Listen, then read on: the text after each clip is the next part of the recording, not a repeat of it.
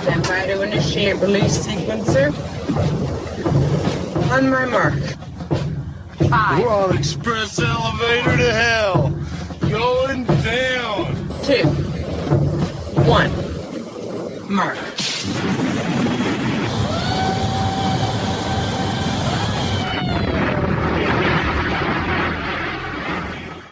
Hello, everyone. My name is Mark, a.k.a. Derringer. Today is Sunday, November 11th, and you are listening to episode 182 of the Instant Action Podcast, your weekly source for Planetside 2 news and information.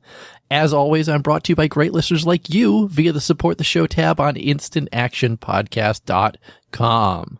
So, before I do anything else, I'm just going to throw it out there and say Happy Veterans Day to everybody. I've said it years past. Veterans Day means an awful lot to me. The majority of my family, pretty much every male member of my family prior to my generation, served in the military. My brother and I didn't. We didn't have to because really we were in just such a good situation that we didn't have to do it.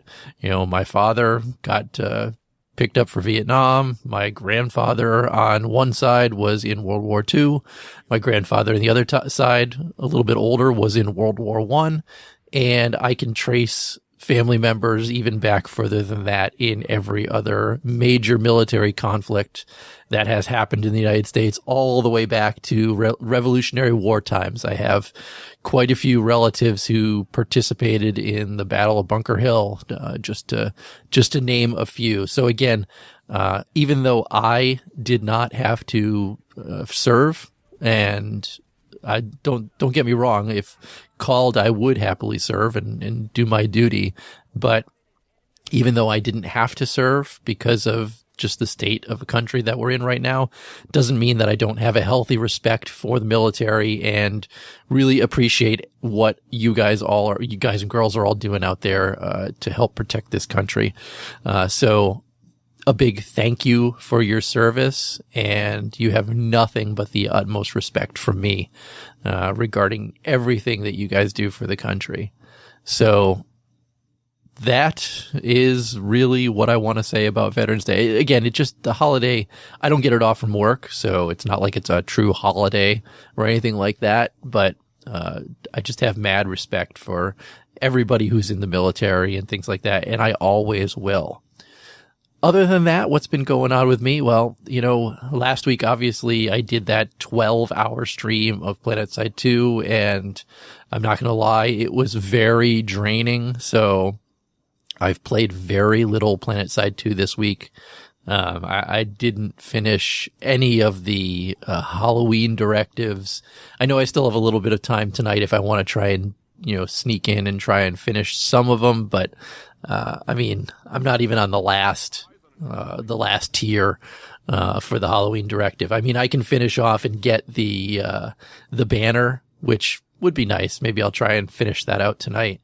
But again, for the most part, I have not been playing a lot of Planetside 2 this week. And in all honesty, the few times that I did log into Planetside 2 this week, the fights were absolutely dead. I mean, I logged in on, I guess it was Thursday night at this point, and the only fights available on Emerald, and this is at 8 o'clock Eastern, so, you know, prime time, there was only one continent open, and I haven't seen that in the longest time. You know, only Hassan was open, and the fights on Hassan were absolutely terrible. So I was so surprised that it was just as dead as it was. So I haven't really played a ton of Planetside 2 this week, and really I haven't played a lot of anything. Again, doing that extra live stream really drained a lot of energy from me. I mean, sitting down and doing anything for 12 hours straight, besides work, can certainly give you a different perspective on things and maybe take a step back on stuff like that. And that's really what's happened here. I think that this coming week, you know, I think I'm going to be right back in and playing as much as I usually do. So again, I haven't really been doing much of anything, and soccer season is over for me as well. We played our last game last Sunday, so that's out. So I'm once again recording shows early in the morning on Sundays again, which is a good and a bad thing. It just means that I'll get to play Planetside 2 on Sunday nights if I want to. And the good thing for me, I mean, it doesn't really matter to all of you, but the guys over in B-Way, Bushido Way on Emerald play Ops on Sunday night, and now I could actually play Ops with them on a regular basis if I would like to. So look out for me tonight on Emerald playing with B-Way on Vanu. You can certainly find me doing that a little bit more often now. But that's enough talk about me. Let's talk about what's in store for this week's show. Well, first I want to talk about a small upcoming game update that Rel tweeted for the PC, followed by the current state of Planetside 2 on the PS4. After that, I want to talk about Oshur, followed by a second round of jwkreule's artwork. Then I'll finish up this week talking about DDoS attacks and a final outcome to them. All that plus some listener email. So strap in as we hot drop into another episode of the Instant Action Podcast.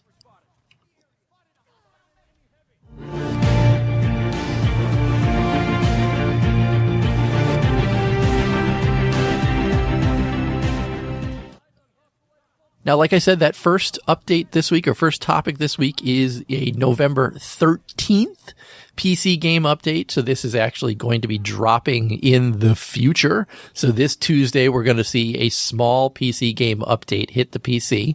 And we already have all the notes on them. And it's all little changes, fixes, and additions to the game itself. So first up, continent events should now rotate more quickly, as was originally intended in the August 16th update. So again, we should be seeing more events happening on continent rather than stagnant periods where there's no events going on between them. The pumpkin drop pods are no longer going to be pumpkin drop pods. They're back to their normal drop pod selves. Construction bunker terminals should no longer lose functionality after being destroyed and then repaired again. So currently there's a small bug in the game where if you destroy a terminal or someone destroys a terminal and then it's repaired, you have trouble using it again. So they are going to be fixing that. They fix some skinning issues with Rift Knight armors. So look for that if you've bought them.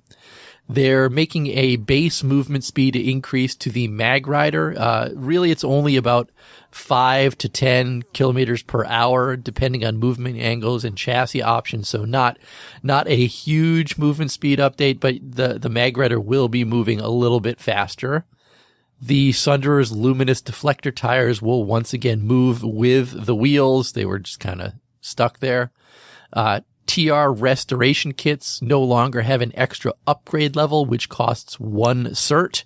And I've already seen people asking for a cert refund on that. It's 1 cert, guys. Calm down. You can also now find and filter items in the depot by ant. So basically, items that are specific for your ant, you'll now be able to filter and find specifically those.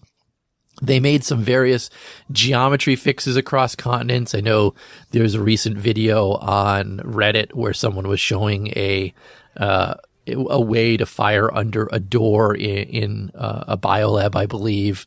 I'm sure that's one of the geometry fixes that's going to be going in on Tuesday.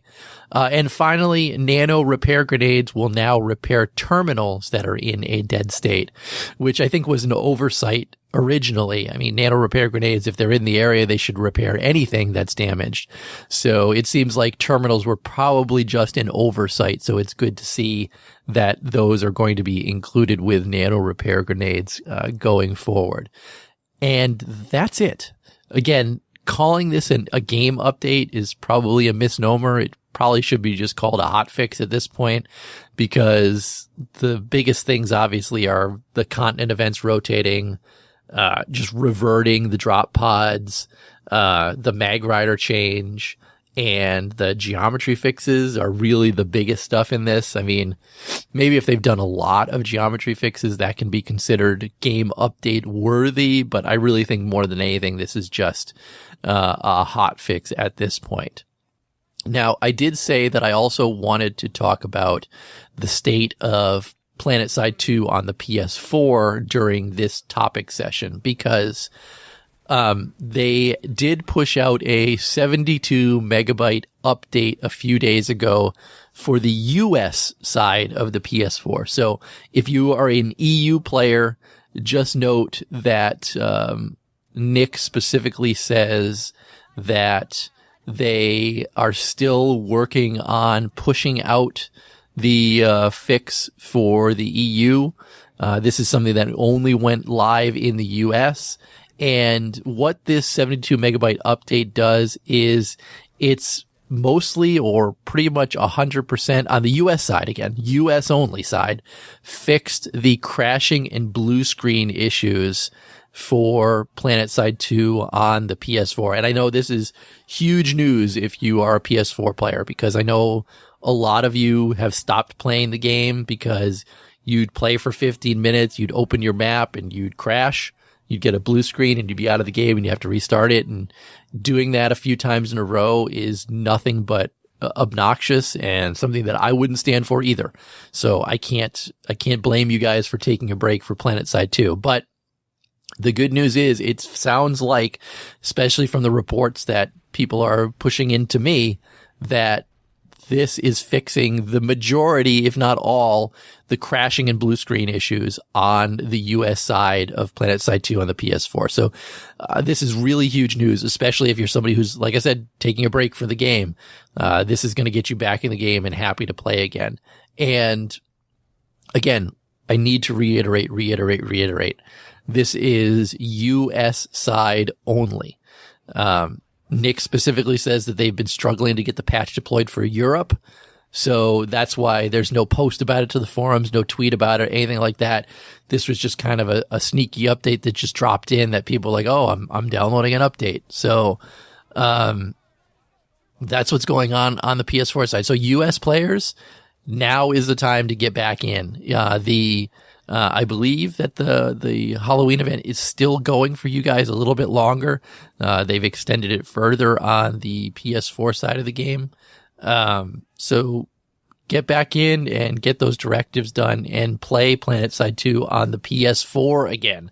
I mean, it's been a long time since I've been able to say now the PS4 side of the game is working great and you should be in and playing it. So again, that is really huge news. It should be huge news for any of you US players. And like I said, now is the time to get back in the game. With that, let's move on to our second topic this week.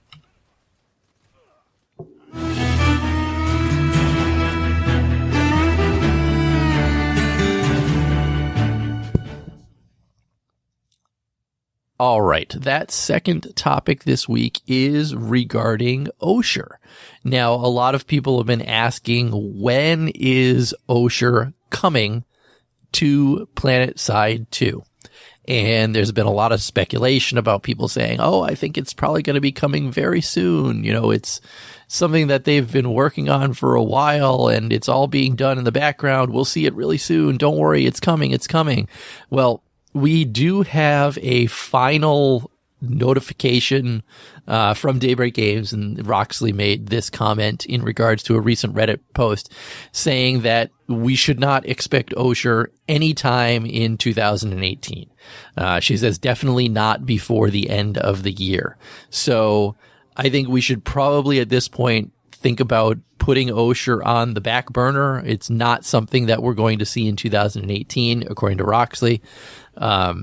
That's good and that's bad. Obviously it's bad because I want a new continent just like you guys do. I mean, get a new continent out there for me, so I can play on it, have fun and do all kinds of stuff like that. Check it out. I mean, the stuff we saw on the last live stream, I want to be playing on Oshur today. You know, a lot of the stuff looked really cool. There was that huge building in the middle to fight over. I mean, it looked really, really cool. And the fact that there's no, warp gates, you have to get off of a Bastion fleet carrier. I mean, there's a lot of interesting stuff coming for Oshur. But again, we have final confirmation at this point that we're not going to be seeing Oshur anytime this year. So I think this is the last time I'm going to talk about Oshur in 2018 because there's really no need to at this point. If we have confirmation it's not coming in 2018, why continue to talk about it or make hype about it or do anything like that? The only time I think I'll talk about Oshur is if they've got some sort of live stream coming and they want to show off some new assets to Oshur. Obviously, I will cover something like that. But at this point in time, I'm done with Oshur. It's just something that is a future project, and we'll think about talking about it more in 2019. Every year, as we hit the new year, I like to do a recap show, which talks about everything that came in the previous year, and I also talk about some of the upcoming stuff I'm looking forward to in the next year.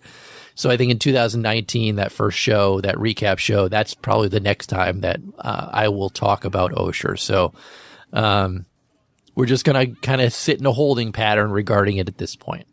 And with that, let's move on to this week's episode of Veteran's Voice. Take it away, Romus.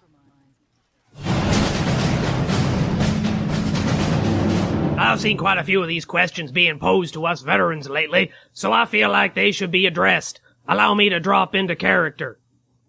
Excuse me, Mr. Big Veteran Man. What do I spend my first batch of certs on? Well, Wanda Rage of Reddit, that's a very smart question. Allow me to answer it loudly and proudly. Not on weapons. It's just that simple. Guns are useful, don't get me wrong, but there are far more useful things you can snag before grabbing the newest shiny weapon, the T8 Roman. It's hard to make something as beautiful as the mini chain gun better, but we're working on it. You'll find that things like upgrades to your medic device and repair gun will give you more mileage, and they'll be far more useful than a new gun. Things like body armor or different grenades will also allow you to live longer and have more utility on the battlefield. Of course, Sunderer Kit is always a fantastic idea. Spend your certs on things that will help you support your team first. With a battlefield of this scope, you're likely to get a few kills just by throwing rocks, so don't worry about whatever gun you have. It'll get ammo downrange, and until you find your niche, it'll suffice. Remember, the only difference between a scrub lord and a superman is learning from your mistakes. Back to you, Derringer. Loggins, did Rel get back to us on the Roman design? No. Slack-ass R&D department. Being lazy on a beach somewhere, drinking fruited drinks out of a coconut with a little umbrella. Thank you, Romus. So I couldn't agree more, as that's one of the most important things as a new player, that you really need to not think about guns, because you're just basically wasting 1,000 certs, especially because if you're playing, VS, using VS as an example, a lot of people go in first as heavy assault. That's what we default to, heavy assault now. The Orion is probably one of the better, if not best, guns right now in the game right now. So there's no reason, if you're playing, like I said, VS as a faction, as one example, to not use the default gun that you get for free, because it's just that good. And while you're using that gun, deck out your Sunderer. That's a great option, because you can earn so many certs just by spending a lot to begin with on your Sunderer. Rock it out with an ammo Sunday or a repair Sunday, and just drive around repairing and healing people, healing vehicles, and deploying and getting those certs from deploying, and things like that. Or the biggest thing, like he said, upgrade your medic and your repair tool to the max rank as soon as possible. Another one he didn't mention, unlock your revive grenades max level and the grenade pouch as well on your medic, so that you can carry more of them. You'll get so many certs just from rezzing people and things like that. So that, I think, Romus, is probably the number one thing that a new player needs to realize. And I'm glad that you went over it on Veteran's Voice, because it is that important. But with that, let's move on to topic number 3, which is to talk about the Planetside 2 main menu reworking. So I know last week I talked about jwkreule, who was doing some splash screens or the loading screens. I'm sorry, not splash screens, the loading screens that he had redone using Planetside 2 archives photos. And then he had just done some work with them, to kind of make them look like they're 3D animated, with very little movement on them. They looked amazing. And I gave a link to it in last week's show, some awesome work that he did. Well, he posted again this week on another topic that he has and said, why can't we also rework the main menu into something a little different than what it is? Because obviously right now there is no main menu when you log into Planetside 2. Your main menu is you log in and you're right at your character selection screen. That is the main menu of Planetside 2. So he put together some images or basically they're just video scenes within the game itself. The first one just shows, a liberator flying across the screen, and he has a whole list of options to get into the game on the right hand side, which he just threw together on a whim on what you can do. But it looks absolutely amazing. It's just, and it's so simple. It's not anything crazy that he did. It's just really different than what we currently have, which is just you log in and it's a character select screen, and that's all that you have. So seeing something like this is like, whoa, that actually looks absolutely amazing, and I want that in game. He got a response from Rel, which is where we're going to go next on this topic. And Rel writes, would like to see something like this someday. And it's actually a topic that has come up again recently. We can do something like this if we get the ability to load a player into a quote unquote startup zone. And then we can choreograph some ambient background fights using rail tech and scripting. The alternative would be to use video like you're doing here, but I don't think we want the login screen to be that cumbersome. The current login screen is actually a 2D image with some particles overlaid on it to give the illusion that it's 3D. Even so, we're trying to get some updates in for the anniversary, but it might miss the date with everything else going on. So I find it interesting that they're actually talking about revamping the startup screen, because the game's been going since 2012. We're almost to the 6th year that this has been live, and it's been the exact same screen the entire time. Now, yes, we've gotten loading screens that have changed over time to what they are now, and they keep adding new ones in and stuff like that. But that login screen has never changed. So it's interesting to see that now is the time that they're talking about doing something like that. Interesting that they want to just use background fights with rail tech and scripting rather than just a straight up video. I would think doing a straight up video would probably be easier and take less time on the back end. And even more interesting to this is the fact that the login screen is just a 2D image. And they overlay some particles to give it a 3D view or something like that. I would have never guessed looking at it, especially because you can, move your character around to actually see them. You can rotate it and see all sides of it. I would have never guessed that it was just a 2D image that they were working with there. And adding something like what jwkreule did would really, make that loading screen pop. Even if it's something like, here's your login screen and your character selection is still on the side, it's smaller or something, or there's other things that are in it. I do like the fact that they're thinking about doing something, and maybe even will take some of the ideas that jwkreule threw out there, and run with them. I'd love to see a new image. And also, I like the fact that they're thinking about changing something like this for the upcoming anniversary, if nothing else. So we'll have to just kind of play the wait and see game. Based on what Rel said, though, I'd be surprised if we get something like this in. I'm sure they're working on so many other things for the anniversary, and obviously we know when the anniversary comes out, there's a lot of skinned weapons that they've got to work on, a lot of camo that they've got to work on. He's already teased the helmet that they're getting into the game, so there's a lot of other art assets that obviously are going to come first with the anniversary, as opposed to changing the background screens or the login screens or things like that. But, I guess fingers crossed that we do see something like this. But with that, let's move on to our fourth and final topic this week.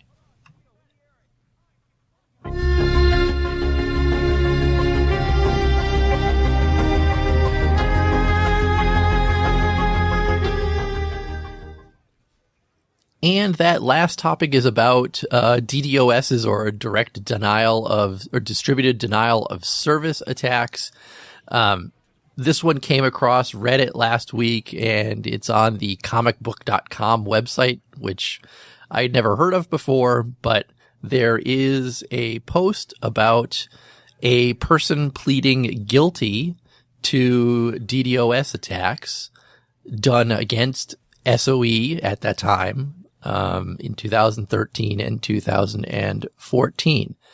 Basically, a guy in Utah, his name is Austin Thompson. He's 23 right now. So in 2013, 2014, when this was going on, he was only 18 years old. And he appears to be the person who orchestrated or ran the DDoS attacks against SOE at the time. And this was back in the day when we were still doing Reachcast. Torx, Knox, and I, we covered this a lot at the time, and how absolutely annoying these DDoSs were, and they were game breaking, and it really ruined everybody's fun in Planetside 2 at the time. And I believe all three of us called this guy an asshole for doing it, or whoever was behind it called them assholes for doing it. And it really sucked. So I'm happy to report at this time that he's finally pleaded guilty to this. So basically, again, this was all stuff that was happening in 2013, 2014, early 2014. I mean, it was right in the beginning of the year of 2014. He orchestrated these attacks. And the nice thing is he's getting what he deserves. Again, now that he has pleaded guilty, the charge against him carries a maximum penalty of 10 years in prison. It also includes a fine of $250,000.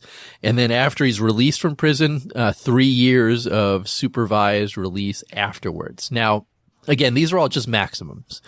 We won't know exactly what his charges will be. His sentencing is not until March 1st of 2019.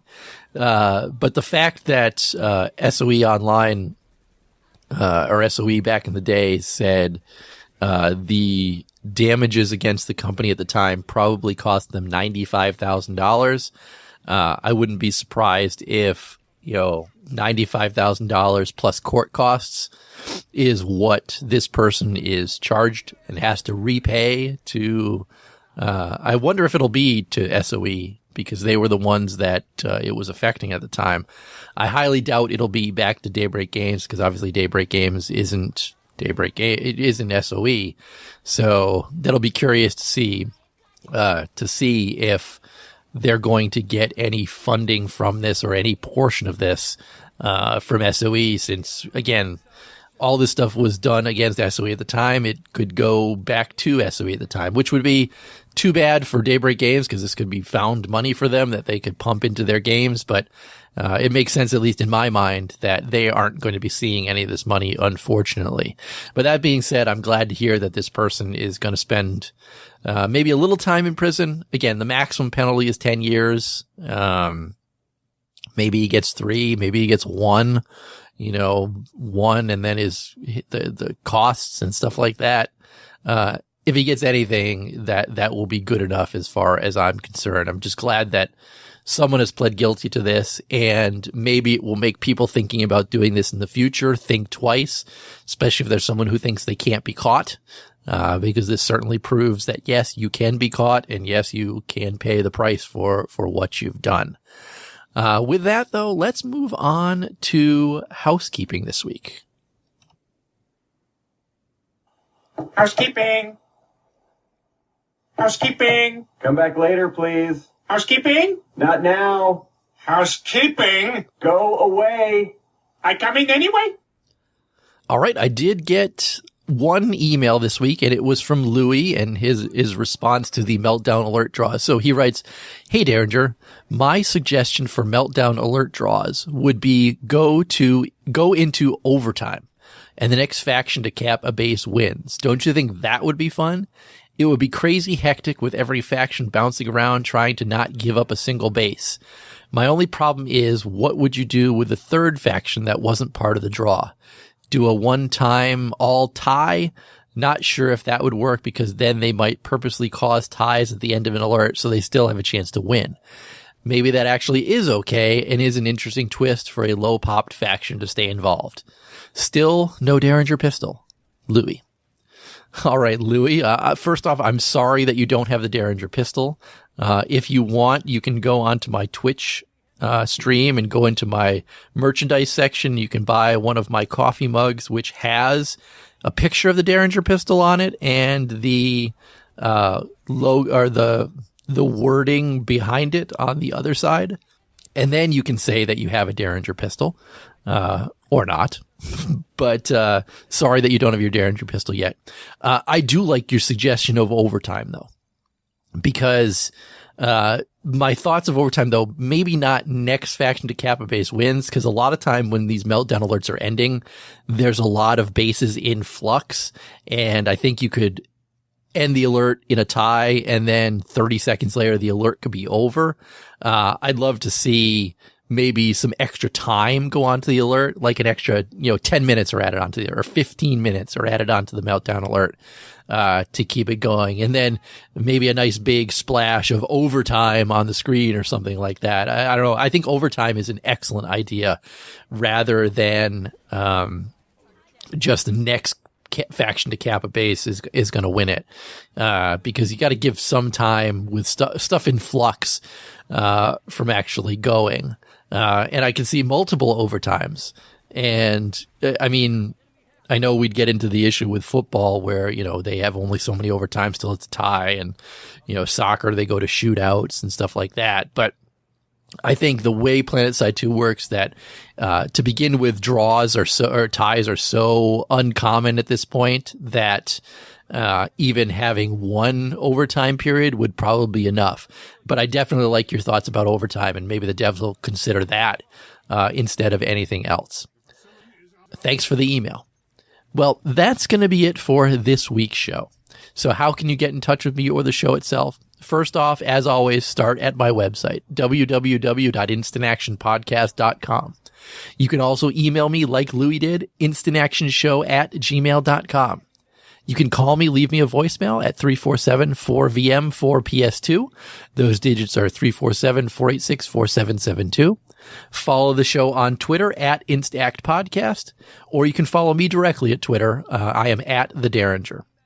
But in closing, as always, if you've enjoyed the show, please leave me a review on your podcast listening avenue of choice, whether it's iTunes, Stitcher, Google Play, or anywhere else. Also, feel free to tell your friends and outfit mates about the show. And finally, thanks for listening, and keep spamming that Join Combat, formerly known as Instant Action button.